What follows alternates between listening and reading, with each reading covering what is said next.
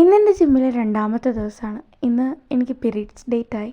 ഒരു 1.5 മാസം മുന്നേ പീരീഡ്സായി എഴുന്നേറ്റ് നിൽക്കാൻ പോലും പറ്റാത്ത ഞാനാണ് ഇന്ന് ജിമ്മിൽ പോയിട്ട് എൻ്റെ വർക്കൗട്ട്സൊക്കെ ചെയ്തത്.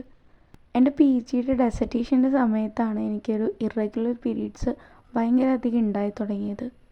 പക്ഷേ ഹെവി വർക്ക്സൊക്കെ ഇങ്ങനെ പെൻഡിങ് കിടക്കുന്നതുകൊണ്ട് ഞാനത് വലിയ കാര്യമാക്കിയിട്ടുണ്ടായിരുന്നില്ല. പി ജി എല്ലാം കഴിഞ്ഞ് കെട്ടിപ്പറക്കി വീട്ടിൽ വന്നപ്പോഴാണ് ഇത് ഭയങ്കര പ്രശ്നമായിട്ട് എനിക്ക് തോന്നി തുടങ്ങി. അതായത് ഒരു 15 ദിവസത്തെ പീരീഡ്സിൻ്റെ സൈക്കിൾ കഴിയുന്നതിനേക്കാൾ മുന്നേ അടുത്ത സൈക്കിൾ ആരംഭിക്കും.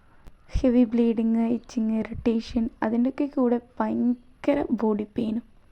പി സി യുടെ ഒരു മാരക അസുഖമൊന്നുമല്ല, പക്ഷെ നമ്മളത് അവോയ്ഡ് ചെയ്യാനും പാടില്ല. ഇന്നെൻ്റെ വെയ്റ്റ് ലോസ് ജേണിയുടെ 48ാമത്തെ ദിവസമാണ്.